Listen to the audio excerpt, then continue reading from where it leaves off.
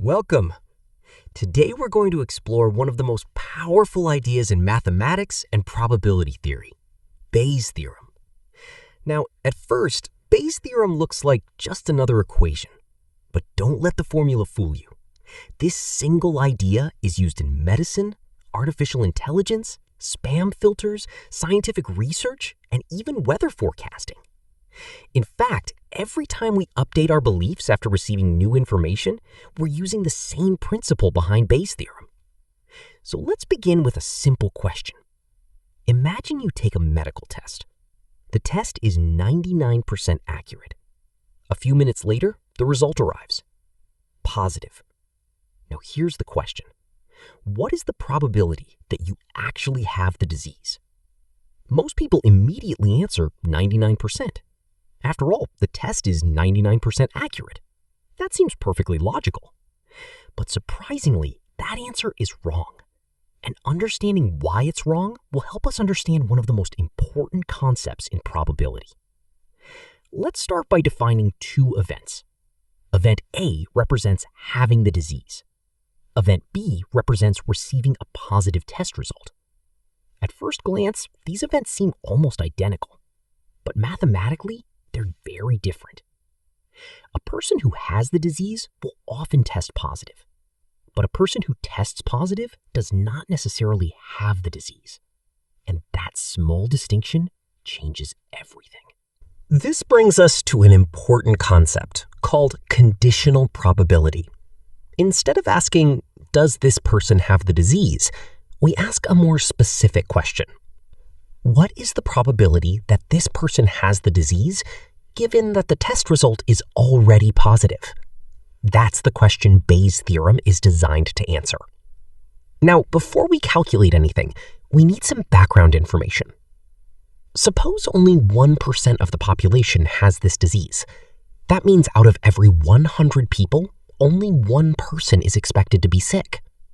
This is known as the prior probability. It's our starting point before we see any evidence. Next, let's look at the test itself. If a person actually has the disease, the test correctly identifies them 99% of the time. This is called the likelihood. In simple terms, it tells us how reliable the evidence is. So far, everything seems straightforward. But now we reach the most important part of the story. False positives. Even healthy people can sometimes receive a positive result. In our example, 5% of healthy individuals will test positive despite having no disease at all. And this is where things become interesting. Let's imagine testing 10,000 people. Out of those 10,000 people, only 100 actually have the disease. Since the test is 99% accurate, 99 of those people will test positive. So far, so good. But what about the remaining 9,900 healthy people? 5% of them will also test positive. That gives us 495 false positives. Take a moment to think about that. We have 99 true positives, but 495 false positives. There are far more healthy people testing positive than sick people testing positive. And suddenly, our intuition starts to break down. When we apply Bayes' theorem to these numbers, we discover something surprising.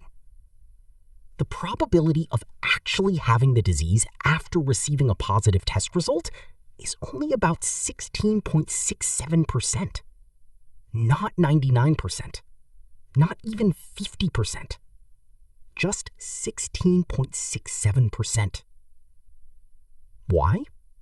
Because the disease is rare. Even though the test is highly accurate, the healthy population is so large that a small false positive rate creates hundreds of misleading results. And this is the genius of Bayes' theorem.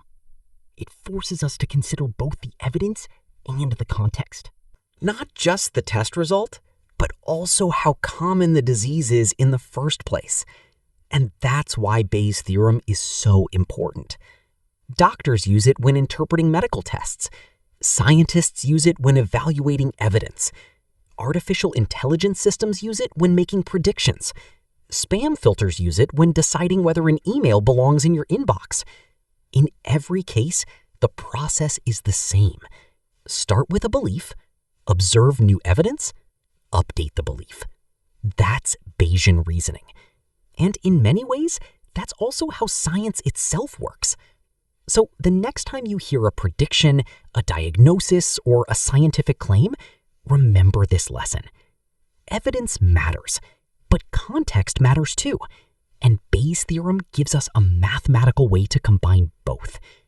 That's the power of Bayesian thinking. And that's why Bayes' theorem remains one of the most influential ideas in all of mathematics. Thank you for watching.